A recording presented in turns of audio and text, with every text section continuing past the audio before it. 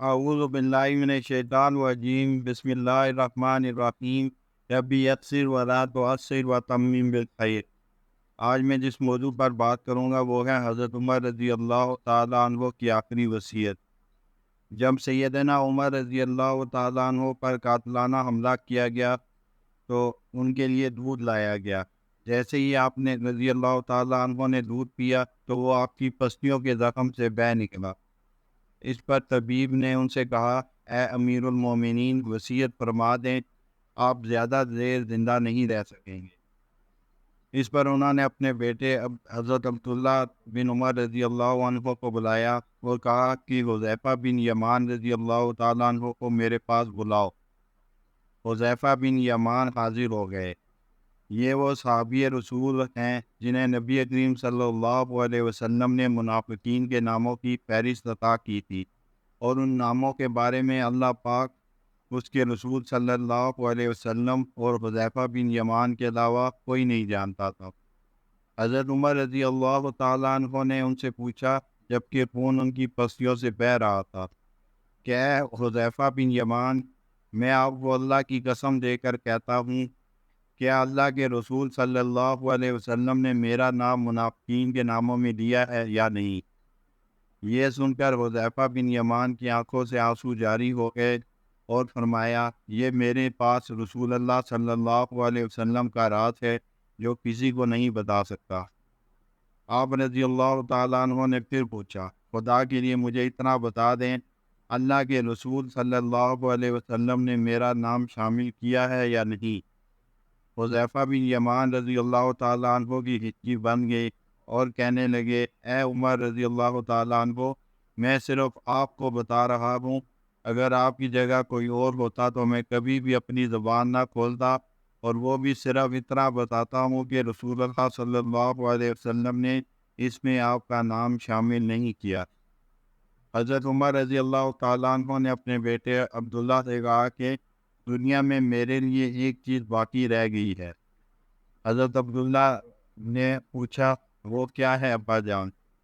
حضرت عمر رضی اللہ تعالیٰ عنہ نے فرمایا، بیٹا، میں جوار رسول صلی اللہ علیہ وسلم میں دفن ہونا چاہتا ہوں، لہذا ام المومنین حضرت عائشہ رضی اللہ تعالیٰ عنہ کے پاس جاؤ، ان سے یہ مت کہنا کہ امیر المومنین عمر، بلکہ کہنا کہ آپ عمر کو اپنے ساتھیوں کے قدموں میں دفن ہونے کی اجازت دیتی ہیں، کیونکہ آپ اس گھر کی مالکن ہیں۔ تو ام المومنین نے حضرت عبداللہ کو جواب دیا کہ یہ جگہ تو میں نے اپنے لیے تیار کر رکھی تھی، لیکن آج میں اسے عمر کے لیے ترک کرتی ہوں۔ حضرت عبداللہ ابن عمر شادہ و فرحہ واپس آئے اور عرض کی، اجازت مل گئی ہے۔ عبداللہ ابن عمر نے دیکھا کہ حضرت عمر رضی اللہ تعالیٰ عنہ کا رخسار مٹی پر پڑا ہوا ہے، تو انہوں نے آپ کا چہرہ اٹھا کر اپنی گود میں لے لیا۔ حضرت عمر نے اپنے بیٹے کی طرف دیکھا اور فرمایا کہ کیوں تم میرا چہرہ مٹی سے بچانا چاہتے ہو؟ عبداللہ بن عمر نے کہا، ابا جان، لیکن حضرت عمر نے بات کاٹتے ہوئے فرمایا کہ اپنے باپ کا چہرہ مٹی سے لگنے دو، بربادی ہے عمر کے لیے اگر کل اللہ پاک نے اسے نہ بخشا۔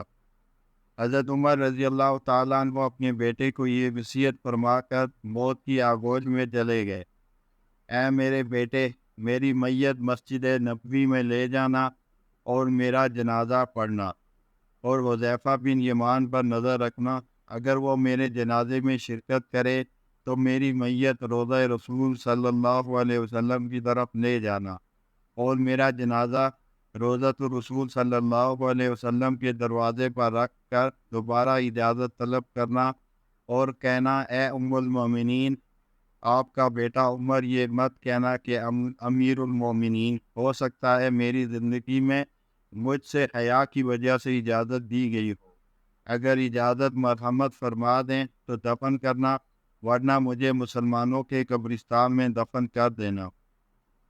عبداللہ بن عمر کی نظریں حذیفہ بن یمان پر تھیں۔ وہ کہتے ہیں کہ میں نے حذیفہ بن یمان کو ابا جان کی نماز جنازہ پر دیکھ کر بہت خوشی کا اظہار کیا، اور ہم جنازہ لے کر روضہ رسول صلی اللہ علیہ وسلم کی طرف چلے گئے۔ دروازے پر کھڑے ہو کر میں نے کہا، اے ہماری ماں، آپ کا بیٹا عمر دروازے پر ہے، کیا آپ تدفین کی اجازت دیتی ہیں؟ ام المومنین نے جواب دیا، مرحبا یا عمر، عمر کو اپنے ساتھیوں کے ساتھ دفن ہونے پر مبارک ہو۔